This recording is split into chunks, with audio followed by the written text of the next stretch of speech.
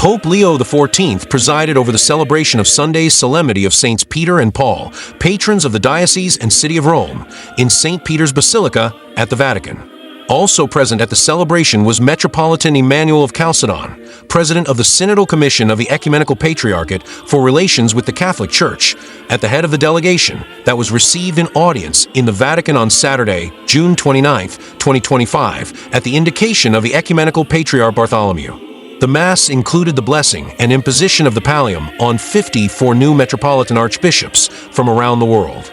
Pallium is the Latin word for mantle or cloak. It is a woolen band that is bestowed by the Pope upon the shoulders of metropolitans or primates as a testimony of their communion with the Bishop of Rome and their mission to spend their lives for the flock, imitating the Good Shepherd, carrying his sheep on their shoulders. The pallium also signifies the power which the metropolitan, in communion with the Roman Church, has by law in his own province. Here is the full text homily of Pope Leo XIV. Dear brothers and sisters, today we celebrate two brothers in faith, Peter and Paul, whom we honor as pillars of the Church and venerate as patrons of the Diocese and City of Rome.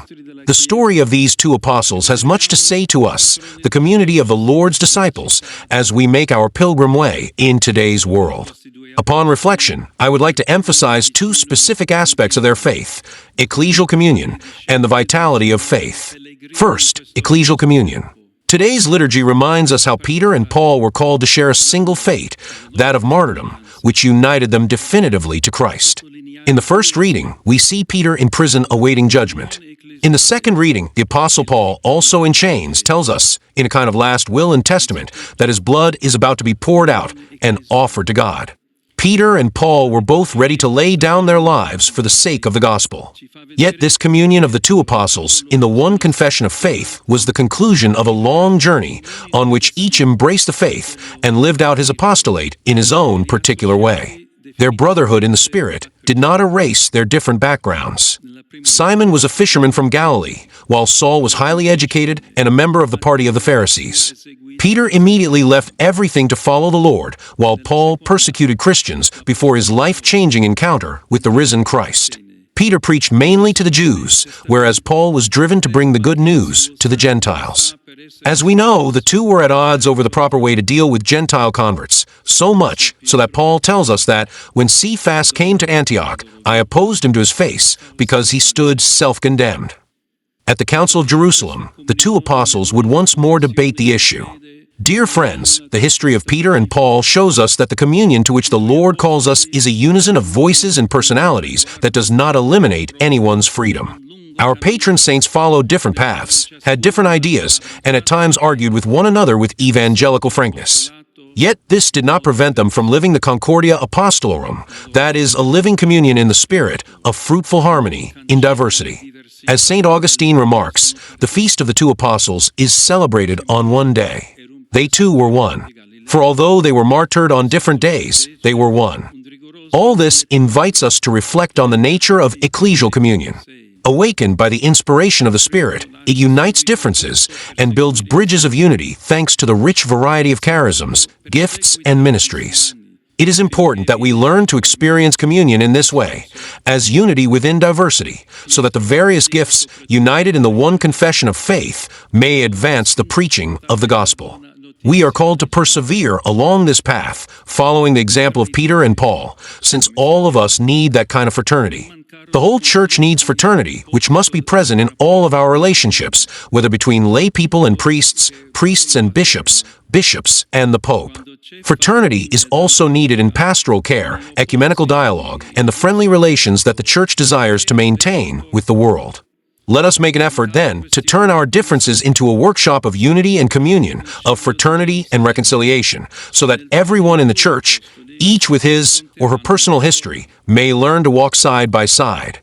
Saints Peter and Paul also challenge us to think about the vitality of our faith. In our life as disciples, we can always risk falling into a rut, a routine, a tendency to follow the same old pastoral plans without experiencing interior renewal and a willingness to respond to new challenges. The two apostles, however, can inspire us by the example of their openness to change, to new events, encounters, and concrete situations in the life of their communities, and by their readiness to consider new approaches to evangelization in response to the problems and difficulties raised by our brothers and sisters in the faith. At the heart of today's gospel lies the question that Jesus asked his disciples. Today he asks us that same question, challenging us to examine whether our faith life retains its energy and vitality, and whether the flame of our relationship with the Lord still burns bright. Who do you say that I am? Every day, at every moment in history, we must always take this question to heart.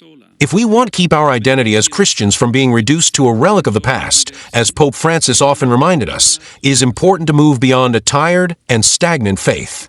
We need to ask ourselves, who is Jesus Christ for us today? What place does he occupy in our lives and in the life of the Church?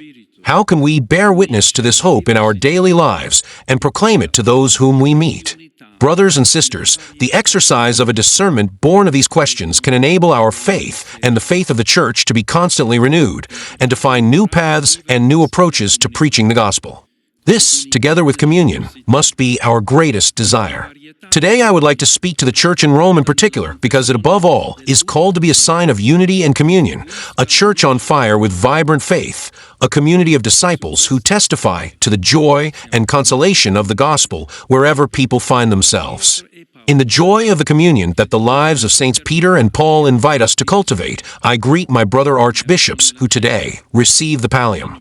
Dear brothers, this sign of the pastoral responsibility entrusted to you also expresses your communion with the Bishop of Rome, so that in the unity of the Catholic faith, each of you may build up that communion in your local churches. I would also like to greet the members of the Synod of the Ukrainian Greek Catholic Church. I thank you for your presence here and for your pastoral zeal. May the Lord grant peace to your people. Nos certem inducere, ad quam meruerunt illi, alter cruce, alter gladio, feliciter pervenire.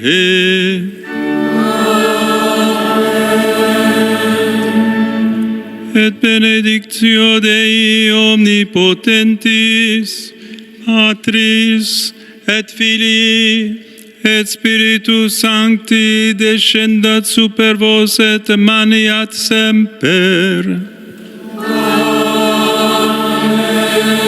Please subscribe to Catholic News World's YouTube channel. Thanks and God bless.